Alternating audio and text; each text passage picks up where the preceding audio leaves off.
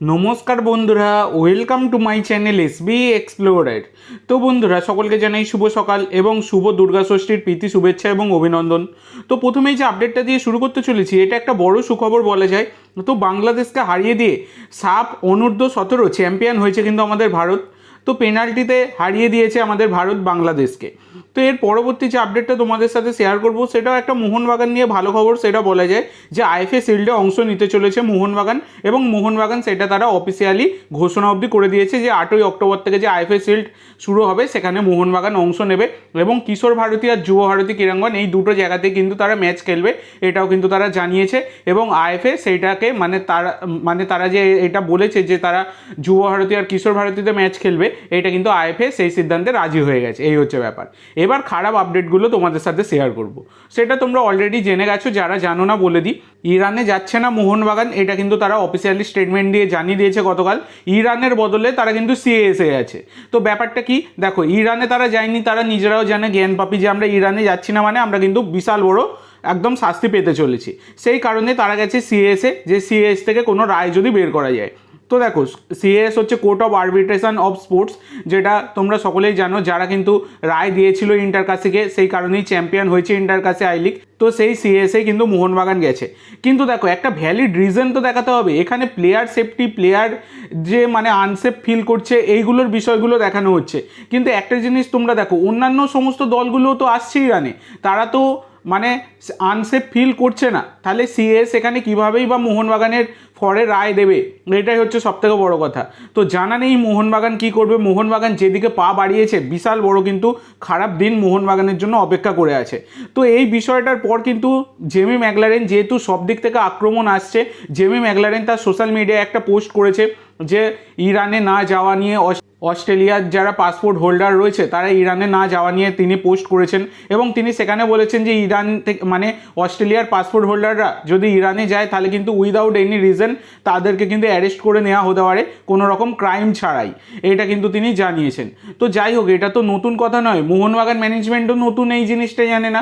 এগুলো আগে থেকে ব্যবস্থা করা উচিত ছিল মোহনবাগান ম্যানেজমেন্টের। এগুলো নতুন খবর কিচ্ছু নয়। আজকে 2025 সেপ্টেম্বর মাস, আর এতদিন পর মোহনবাগানের ঘুম ভাঙছে। এসিএল 2 এর তো গ্রুপ স্টেজ কতদিন আগে আজকে ঘোষণা হয়েছে, সেই 15ই আগস্টে ঘোষণা হয়েছে। ম্যানেজমেন্ট এতদিন পর ঘুম থেকে উঠছে, এটাই হচ্ছে সবথেকে বড় কথা। আর একটা জিনিস এতই বাজে মোহনবাগান ম্যানেজমেন্টের, শুধুমাত্র আইএসএল খেলবো এবং আইএসএল চ্যাম্পিয়ন হয়ে এসিএলে যাবো এবং তারপর এসিএলে গিয়ে সেখানে খেলবো না, এই সেই অজুহাত দেখাবো। মোহনবাগান কি সত্যি ভয় পেয়েছে? সেই কারণেই কি তারা ইরানে যাচ্ছে না? একটা দুর্বল দলের কাছে 1-0 গোলে হারার পর মোহনবাগান কি ভয় পেয়েছে? অবশ্যই ভয় পাওয়ারই কথা।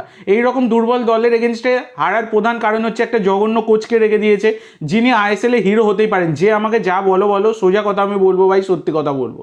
তো যিনি আইএসএলে হিরো হতে পারেন, কিন্তু এসিএল এর মঞ্চে বা এশিয়ার মঞ্চে তিনি জিরো। তিনি গত সিজনেও প্রমাণ করে দিয়েছেন, এর আগে জুয়ান ফেরান্দোও প্রমাণ করে দিয়েছেন, এফসির মঞ্চে তার কিন্তু কিচ্ছু করবার থাকে না। তার আগে হাবাস যখন ছিলেন, তখন ওই ইন্টার জোন সেমিফাইনালে গিয়ে মোহনবাগান ছিটকে যেত। এইরকম হচ্ছে ব্যাপার। তো যাই হোক, মোহনবাগান ম্যানেজমেন্টের এইরকম বাজে ডিসিশন, যেটা কিন্তু মোহনবাগানের সকল সদস্য সমর্থক তারা কিন্তু সবাই বলতে গেলে এই বিষয়টা নিয়ে ক্ষুব্ধ। মোহনবাগান ম্যানেজমেন্টের এই ডিসিশন নিয়ে কেন ক্ষুব্ধ? দেখো, মোহনবাগান শাস্তি কিন্তু একটা বড়সড় পেতে পারে। যদি সিএস কোনোভাবে মোহনবাগানের ফরে রায় দেয় তো ভালো, যদিও ফরে রায় দেওয়ার সম্ভাবনা কম। যদি এগেনস্টে রায় দেয়, তাহলে কিন্তু মোহনবাগান বিশাল বড় শাস্তি পাবে। তো তোমাদেরকে বলে দিই কী কী শাস্তি হতে পারে। প্রায় 50,000 ইউএসডি ডলার ফাইন হবে, যেটা আমাদের ভারতীয় টাকায় 44,33,000, বিশাল বড় একটা অ্যামাউন্ট। এত বড় কিন্তু ফাইন হবে।